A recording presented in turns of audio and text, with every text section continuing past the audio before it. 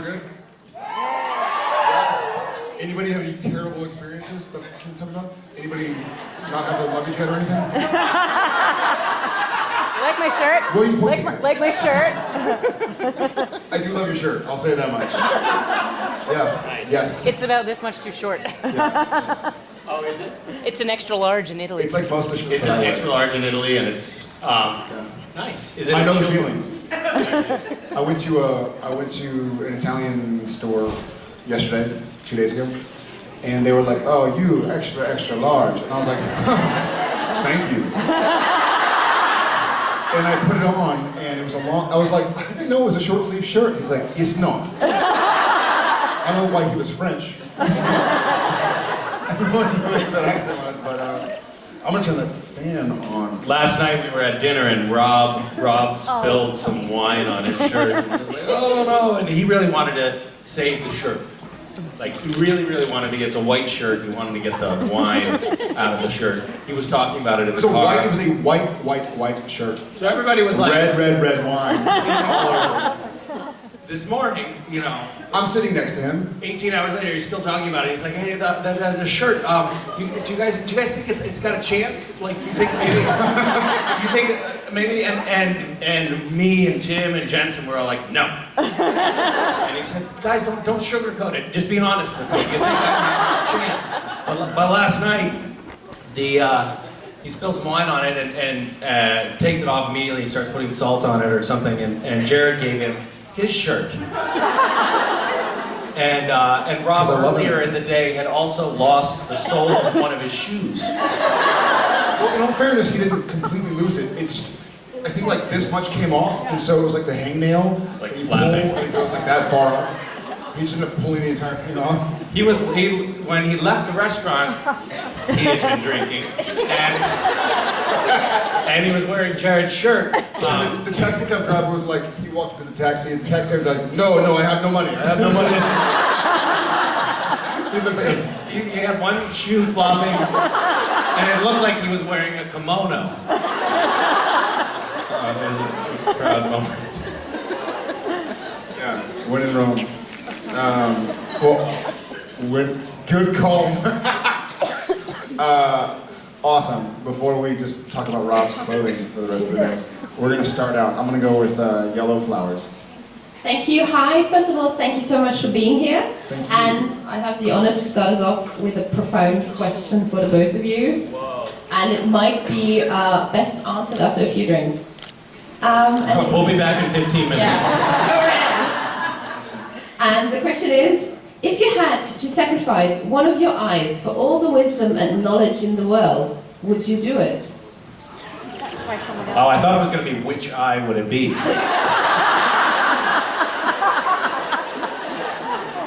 So which eye would it be? What would you sacrifice? Here's a question, yeah. I'm going to say no, comma, but. One T, or not sacrifice ours, your butt. but Right, no comma but two. no, comma, but. No, he would sacrifice his butt, is what he said. He would take... Say it ain't so! That was her.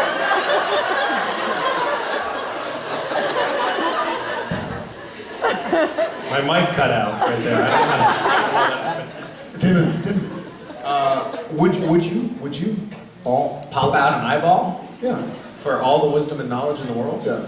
Definitely. Really? Yeah, because with all of that wisdom and knowledge, I could probably make a new eye.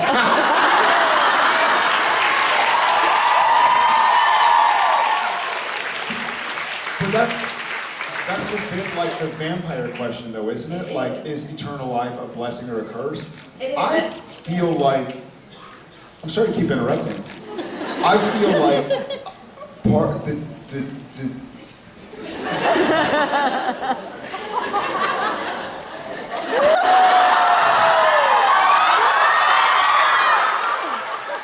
I totally forgot about cameras and the internet.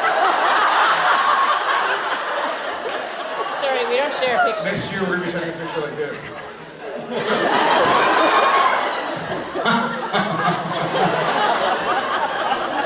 Put that on a shirt.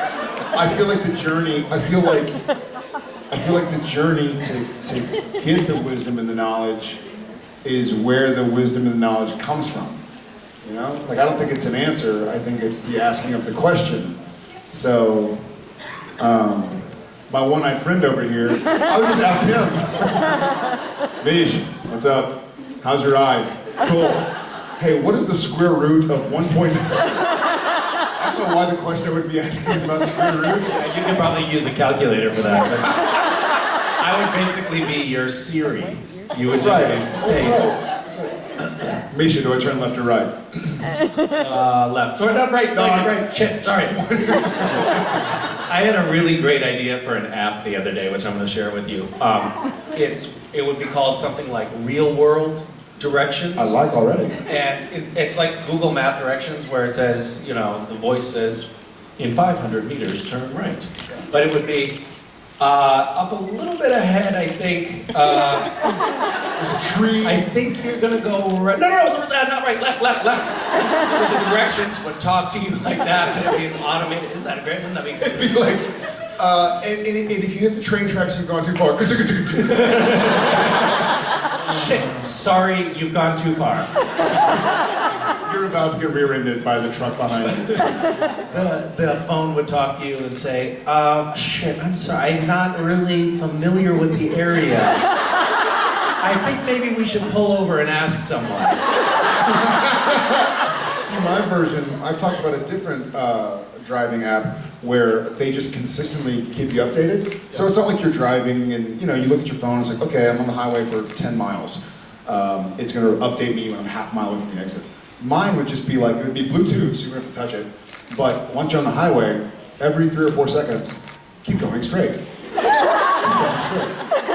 Keep going straight. Keep going straight. Keep going straight. Keep going straight. And it could be like, if you could change the voice to where, like, if you were in the ghetto, it'd be like, bitch, go straight. Bitch, go straight. Bitch, go straight. I don't know why they have a lisp in the ghetto. They do, right? I think so. Keep going straight. Keep going straight. Keep going straight. And the highway would be littered with phones. Everybody would be like, get this fucking thing out. And a lot of lost people, like, over inside the room with a map, an old, like, topographical map. Thank you very, very much. Thank you very much. Awesome segue. Come on. Hello. Hi. I have the question to both of you. Sam, Dean, and Cass had many action scenes of the fight to each other. How do you prepare for that in real life? Do you like to fight scenes between brothers and other characters? We have, I have a little story. How are you gonna do it? Well, actually, which one are we going to talk about? Our actual fight scenes? We're doing a little ventriloquy up here.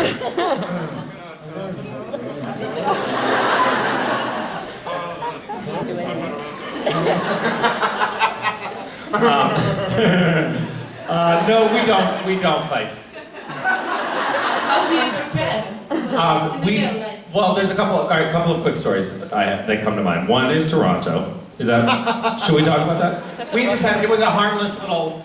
We were. Well, the night started with Senor Apples. I'll just interject this really quick little anecdote, Yeah. which we're walking home from Toronto. We've had a long dinner that probably involved wine.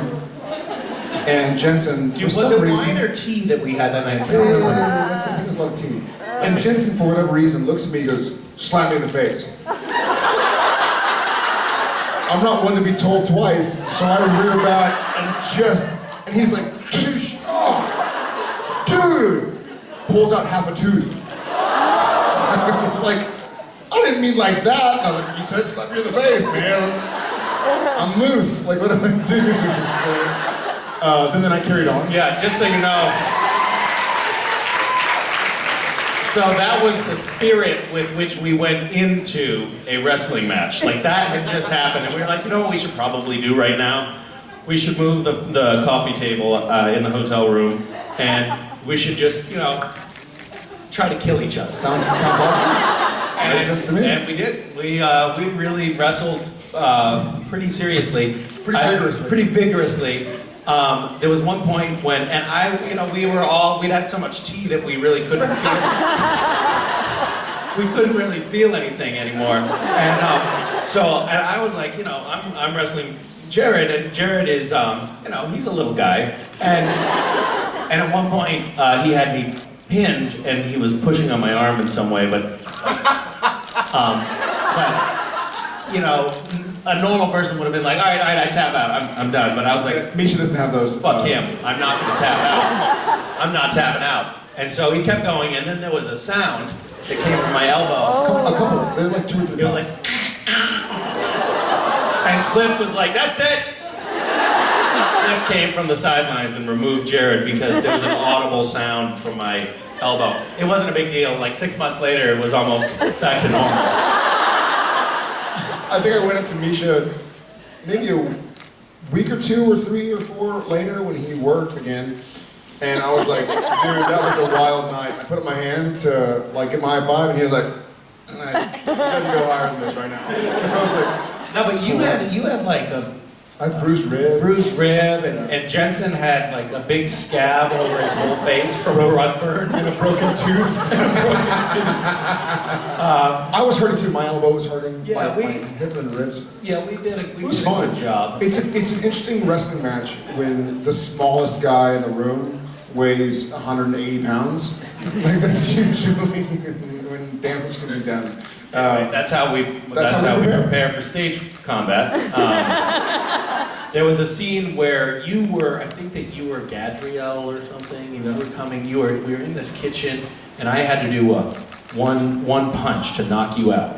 Oh right. Do you remember this? Yeah. And everybody, the director and Jensen and a bunch of other people were in the other room looking at the monitors, and we did the first take. And everybody just started laughing, and they came out, and Jensen was like, that was fucking hilarious. Oh, you weren't kidding? Because apparently the punch, the one punch that I had thrown to knock him out was like...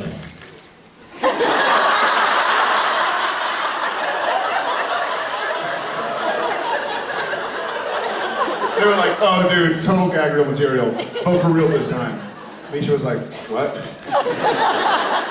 that you don't think they would have knocked him out? Yeah, so that's a little sneak peek into how we train for fights. Thank you very much.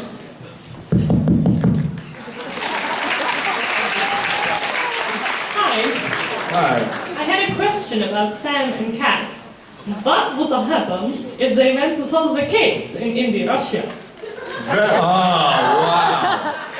Yeah, That what was a would happen? really good accent. Germany. What is your normal dialect? My normal dialect? I'm Yes. from the Netherlands. You're from the Netherlands. Yeah. Because there was this sudden change when you were talking, and I was like, what's happening? I am It's not right. familiar with this. Very good. It's a spot-on Indio-Russia accent that you just did. So if we were trying to solve a case in Indio-Russia,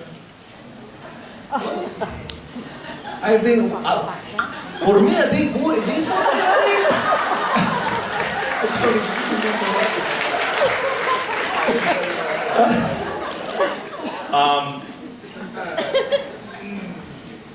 what am I?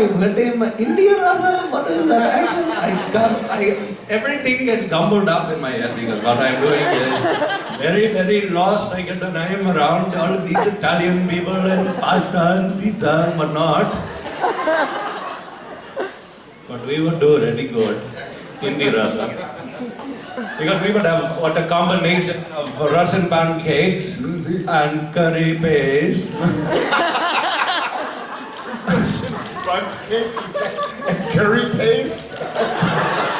Why is that going to solve the crime? No, that would be the very That would be the crime. crumbs of that would be pasted around, and we would follow that back to the Windigo.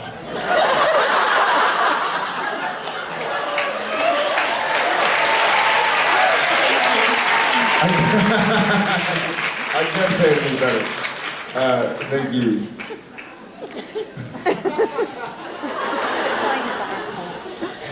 I wanted to ask a serious question. Bad timing on your part. Yeah, know your crowd.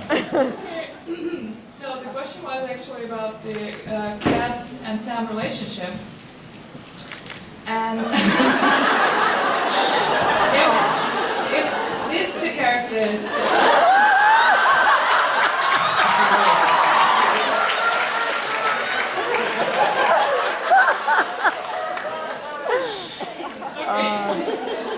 so if they have an influence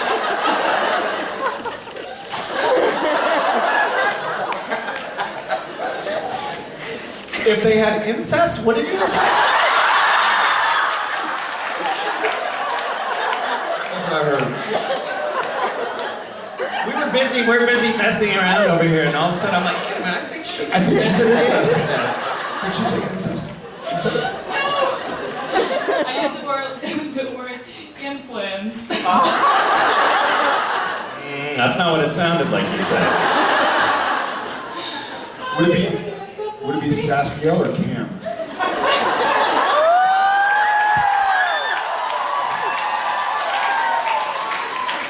I'm feeling it might be Cam.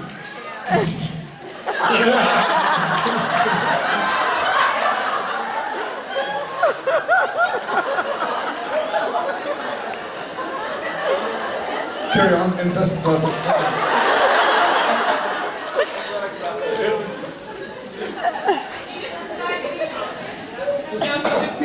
The actual question was if they have make any influence on each other because Oh yeah, they're making influence all over each other.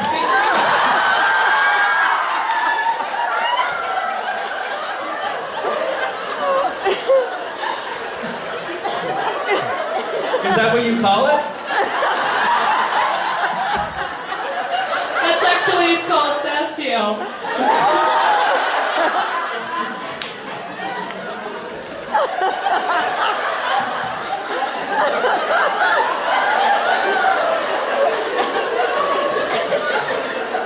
Is that what y'all call it in Italy? Is it like...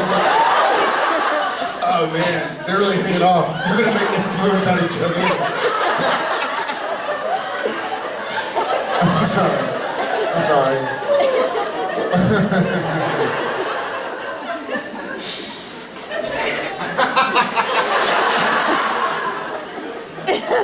I think your question is going very well, by the way.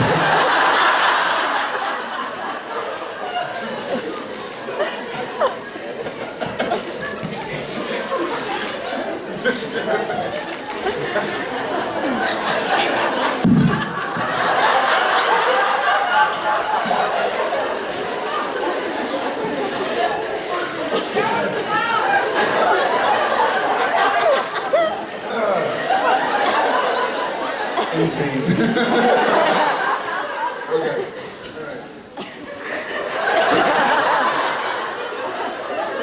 He's trying to drop that.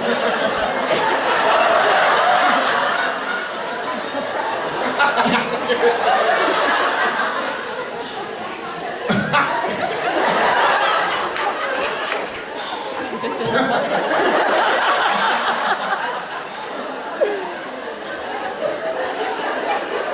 1 second. There's some influence in your head.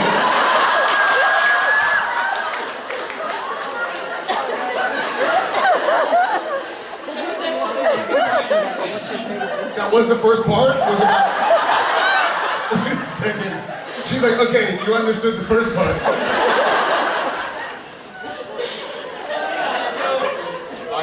I cannot. Legitimately, No idea what you were talking about. And I have never been so excited to hear the second part of the question. And that's how it started. I can only imagine where this is going. The Cass feels pretty damaged and lost. And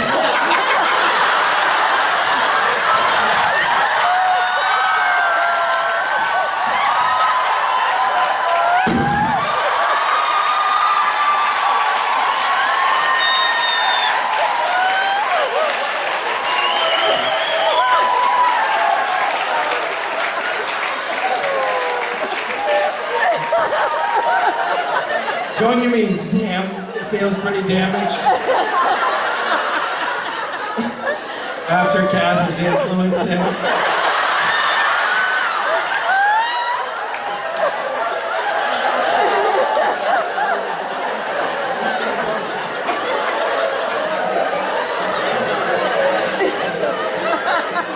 I don't think you want to hear the No, we No, we want to hear the end. You're 2 for 2. I will try to. So, they actually could give some advices to each other.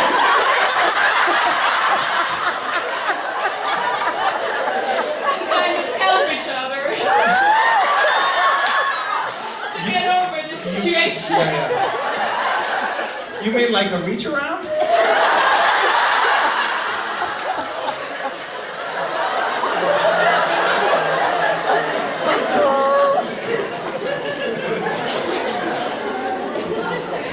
God bless second languages. It's been a while. My stomach hurts. I feel damaged and lost. Someone's influence.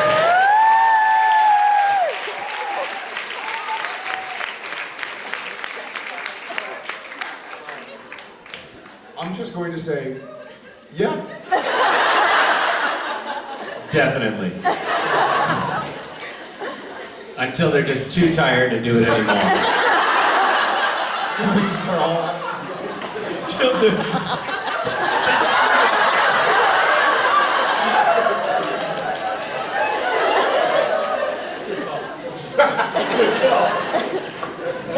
Okay, we just cut ourselves off. Thank you very much. That was my favorite series of. I don't know what to call it. That was my favorite thing that's ever happened while sitting in front of hundreds of people. I'm gonna stop myself too. Thank you very, very much. You are amazing. Please.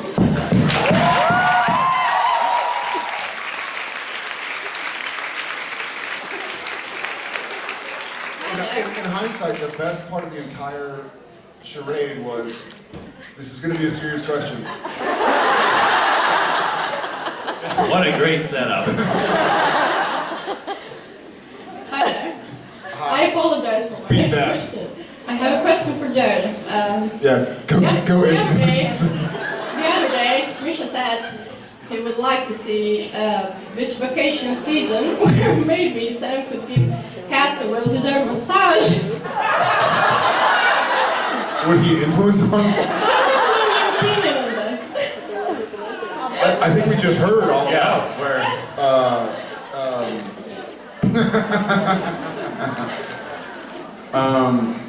You know, I'm not really sure where to go with that. So I'm going to say that Sam, Dean, and Cass all are in need of a well-deserved massage. I guess it'd be massages, because there'd be 3 people. Shoulders and neck. Shoulders and neck. Only.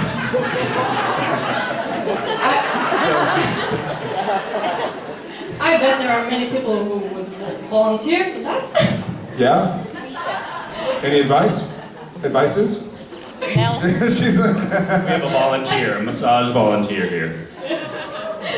well, thank you very much. Thanks for you. You're awesome. Thank you. You too. Hi. So nice to meet you both. Nice to meet you as well. I have a question for Jared. I'll take it. Let's hear your other question. You said you like a band called Pearl Jam, and it is my favorite band. I love them. So I wanted to ask you, what are your favorite Pearl Jam songs? I love the song Just Breathe. In fact, my wife, it was the first, many, but the first song I heard as a father was Just Breathe. My wife had made a birth playlist because she is into natural birth and she wanted to have a playlist playing, and so she found some songs over the course of 40 weeks of pregnancy, and it was just on shuffle. And so she went into labor on Friday, gave birth on Monday, And then they sort of like, okay, the baby's healthy. All right, y'all go get in that room. And you sit there and you're like, and she was exhausted. She hadn't slept in 3 days. And so I have the baby. I have the still unnamed baby now called Thomas. And I'm sitting there and the baby is so like gentle and delicate. And I'm like, I'm gonna break this thing. And I can't sleep, and Jen's asleep on this tiny little hospital bed, and she looks like she's gonna roll off, and I didn't want to move, but I saw her computer on the like desk in the hospital room, and so I just leaned over and pushed the space bar button, and that brought the computer screen to life, and I'm holding little baby Tom at the time, and I just clicked the play button. I knew it was on her playlist, because that's what had been playing. And so I pushed play, and Just Breathe came on. So that is a really special place in my I heart. love that song. It's a great song. Yeah. Thank you so much.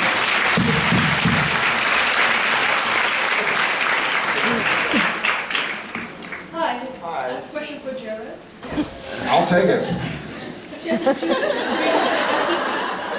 you had to choose between shaving your head or never play Sam again, what would you choose? Those both suck. Is that terrible? I'd shave my head. I'd shave my head. Sam can wear a wig. Yeah, that's it. Thank you. Hey guys, in Hi. Russia here. Yes. Hello. So I hope that you're having a great time, just as we're all here. So I know that you guys like to prank each other. So I wanted to know what was like the most hardcore prank that you have ever had on the set. I think it was on camera. Let's go ahead and...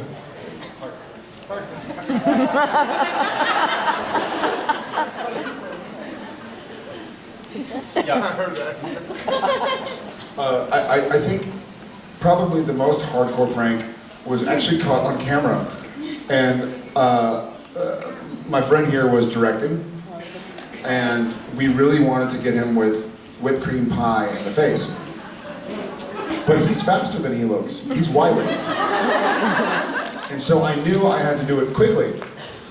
Unfortunately for me, quickly equaled Forcefully. For him, quickly means using your hips, winding up. It was one of those, like, I just wanted to, and so also, I don't know if y'all ever had like the pie foils, like top pie, tin pan, you make a pie in, pie crust. You just put whipped cream in it, but if you tip it, it spills out because whipped cream isn't very substantive. And so I had to kind of go from this and keep the centripetal force to really smash it. And he had just come through the doorway in the Mental Library, and with not a word of a lie, there was whipped cream like 15 feet away. And it splashed. And I guess I thought maybe, it's not like a pound cake or a sponge bread where it would slow down. I basically just hit him as far as I could with the palm of my hand right in the face. It was great. It was awesome.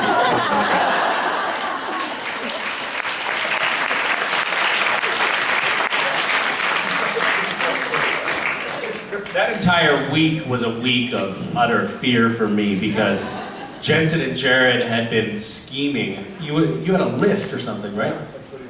30 or 40 things that they were going to do to me. And the list we've been making since like season 4, by the way. and it involved some pretty complex things, but I would get, I had a couple of moles. Like, people would come up to me and they'd be like, dude, whatever you do, don't let anyone into your apartment. And don't tell Jared and Jensen I told you that. You're probably thinking, who the fuck was that? I'm Someone's getting getting fired. Someone's getting fired. It was a fun week, for sure. That's one way to look at It it. was great.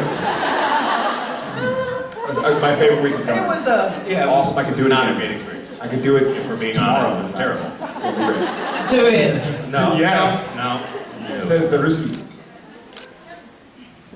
Idite Kachorto. 3 people knows what they Got 3 laughs. Hi. How are you? I'm really good. I'm really nervous though. That's okay, we won't, we won't.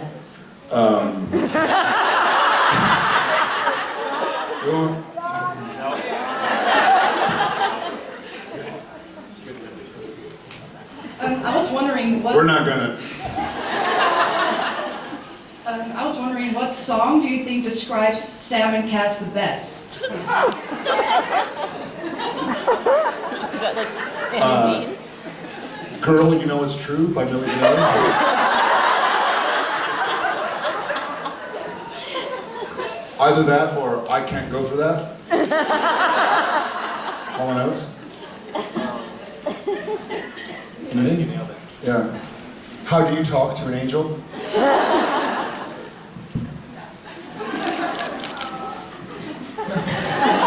3 for 3. And Misha? Misha? I'm not really sure. I mean, I would think maybe something like,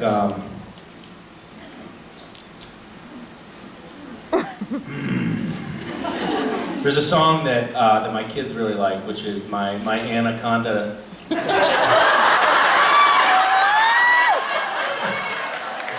Baby Got That. Sir Mix-a-Lot. That's actually proper. Yeah, that works too.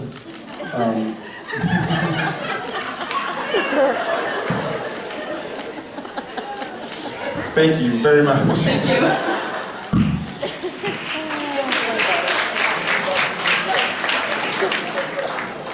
Hi, how are you? Hi, fine. You? Sweaty. Did I ever tell you about Nervous. Mason singing that song by Stu? We have this, the little kids like have photographic memories and they only have to hear something once. And song came on while they were waiting in the car and then Mason was like, just singing it. And the song goes, "The naked Dutch painter in the kitchen does not wanna fuck you." She's like in her car seat with her pacifier in her mouth. Naked Dutch painter in the kitchen does not wanna fuck you. Tom, funny you should say that. Tom just, we were at dinner and we were at Maudie's in Austin, if you've ever been, and they play music on, like very, very low where you can talk, and it's a Mexican food restaurant near our house. And he starts going, "Fuck you up." I was like, "What?" He was like, "Fuck you up." And I was like, and Jen and I are like, "Kiddo, what are you saying?" He's going, "Funk you up. Uptown, fuck you up." And I was like, "Uptown, funk you up." Funk. And he's going, funk? Say it again, Daddy. Funk. Let's just not sing that song. Let's just...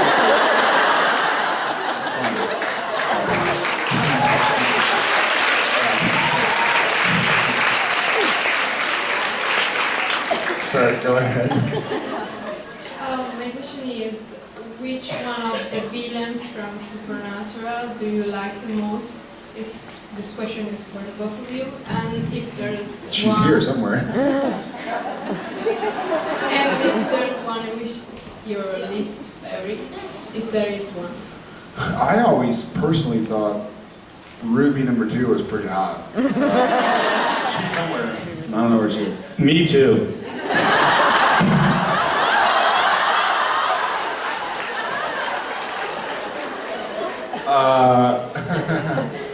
Excluding my wife, I think my favorite villain has been, and possibly always will be, Lucifer. Thank you.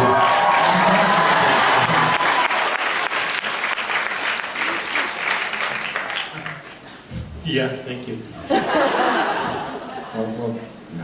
Well played. My least favorite, I don't know if this is like my Jared's perspective kicking in, but were the bugs, all the bees. And we filmed Bugs in season 1 with like 30,000 or 40,000 bees, actual bees in a room. And they hired real bees, and They had to interview each bee. The audition process was really grueling.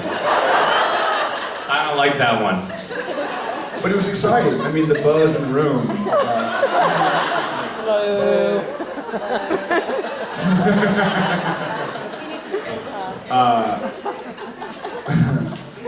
But they made us film with actual flying bees that were all drone bees. And they were like, don't worry, as long as they don't get pissed off, they won't sting you. And we're like, what do you do to piss them off? And like, you know, if you hit them, they were like, we're in a scene where we're swatting bees. Like, what are we, how? And they're like, no, well, don't hit them, just guide them away. And so, it was gonna be a scene of Sam and Dean like this.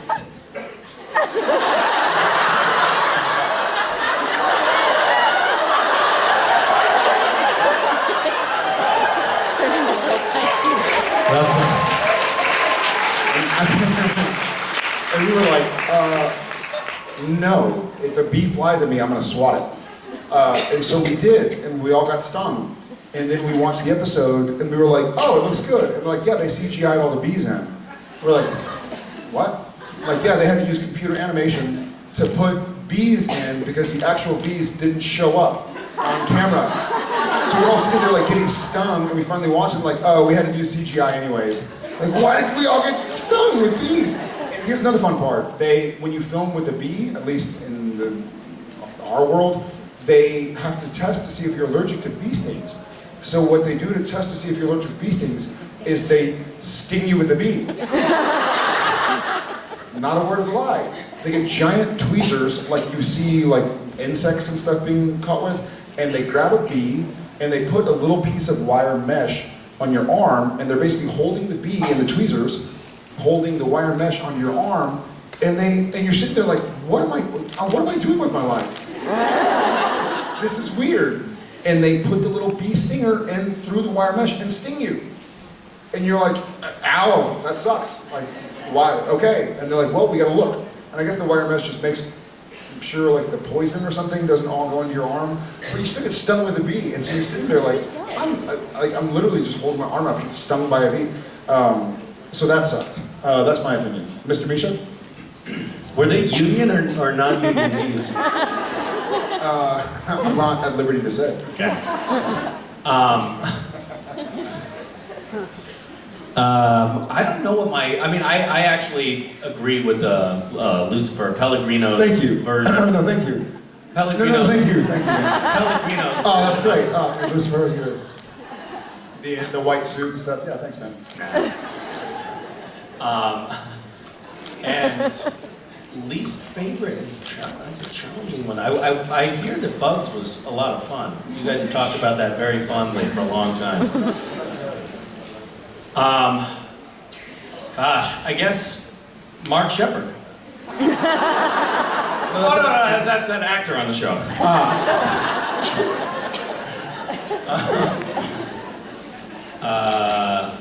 I don't know. What is it bad? What are some other villains that we've had on the show that were kind of fun to work with? Leviathans were that was a little creepy. That mouth was kind of disgusting. And yeah, I think Leviathan is a good answer. That's a good answer. Thank you. Thank you very much. Hi. Hi. I have a question for Misha. Yes! That's awesome. During season 6, when Castiel was watching porn for the first time, Did you influence in your... what was on the screen you were watching? Did they actually came up with a pizza man and babysitter movie? Wait. Rewind in your brain to make sure you heard what you just heard before answering this.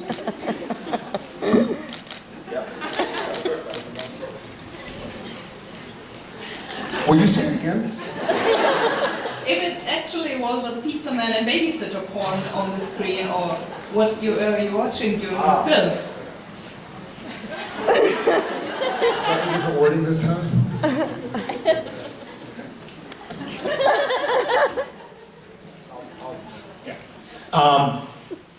Yes.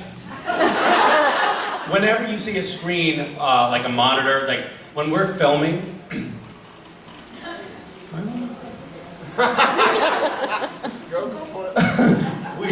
whenever we're filming, you will see, for example, you'll see, you'll see me on the computer doing some research, right? But the camera will be on the other side, so it's just showing the back of the computer, right? You're not seeing the screen. What will be on the screen there will be an image of a naked man sitting on a bed with a penis that comes down to feet. The thing is terrifying. This is not a joke. So, and the reason that this happens is that they'll say, there's somebody who can control, what comes on the screen remotely, right? And so, camera will be on, I'm doing research, and then that pops up. And it's very difficult to keep a straight face at that point. So that does happen. Also, we'll have magazines sometimes. Yeah. We'll also be Busty Asian magazines. Some serious shit going on. So in they those use magazines. the Busty Asian Beauty magazines for some reason, and they don't need to put it outside of like actual Playboys and porno magazines, but because they're putting a fake cover and a fake back onto an existing magazine. I mean, it could be It could be Better Homes and Gardens or something like that. People, TV Guide, it could be anything, but they use actual like pornographic magazines. Like, guys, you can use. I mean, it's just it's a little interesting. Yeah. Those are our deepest, darkest secrets. Yeah. Thank you. Thank very, you. very Thank much. you. Yeah. Hi. Hi. Hi. I have a serious question for both of you. Great. Well, it's difficult to choose a profession. And have you ever thought about another profession or maybe have any doubts in your choice? And what advice can you give to us about choosing a profession? Are you saying that we should consider another profession? She's saying maybe your true calling is elsewhere. Elsewhere, yes. Your talents lie elsewhere, boys. Choosing a profession is very, very, very, very, very difficult. I just read. There's an American comedian named Dave Barry, and he has a list. He calls it 19 things that took me 50 years to learn. And one of them is something to the effect of never confuse your career with your life. And then he goes back and says, let me say that again, never confuse your career with your life. He has great ones, like somebody who's nice to you but mean to the waiter is not a nice person. So he's very funny. But I would try to, it's really hard, difficult to answer this question from this perspective. I think I feel very lucky and blessed to be doing what I'm doing. I was going to be an engineer, go engineering, but I kind of happened into this. I worked very hard at it, and I know he did as well. Try to do something that, it doesn't need to make you, there are times when this job doesn't make me happy. There are times when this job, there's nothing like it. There are other times when I'm like, man, why can't I just be a teacher or something? So don't set the standard so high where your feeling is, man, if this job doesn't make me so happy each and every day, it's wrong. But try to do something that doesn't specifically make you unhappy. If there's something that you enjoy more often than not, this may be awful advice. Look for something that you're into and realize that everything at some point in time is going to be work and it's going to be a sacrifice and it's going to suck. No matter how cool your job is, you can be an ice cream taster. Sometimes you're going to be full of ice cream, you know? And that was my dream as a child, was to be an ice cream taster. You know what's really weird? Right before coming on this trip, I was explaining to the kids, like, hey guys, I'm gonna be gone for a couple of weeks. It's really hard on them at this age. And I was like, I'm gonna be gone for a couple of weeks, and I just want you to know why I'm doing this. I'm doing it for work. This is part of my job, and I have to do this, so that we can pay for food and for our house and for our clothes and stuff like that. And I love you guys very much, and I can't wait to come home. And Wes said, well, Dad, could you maybe just get another job? Where you didn't have to go away? And I said, like what? And he said, you could be a taster. No joke. He said you could be a taster. Isn't that amazing? My boy. That's my boy. You saw us eating that gummy bear together. That's, yeah. Try to do something that you... There's a great quote, if you love what you do, you'll never work a day in your life. But even if you love what you do, there will be times when you hate it. So just try and do something that you enjoy. That sounds like a paradox, right? Yeah, you enjoy it. I would echo what he's saying. I think that I mean, especially if you're interested in a career that's kind of creative and maybe a little bit of a long shot like acting is, or writing or anything in the arts, I have seen a lot of people hide in other work. So they'll get a job that takes 40 hours a week.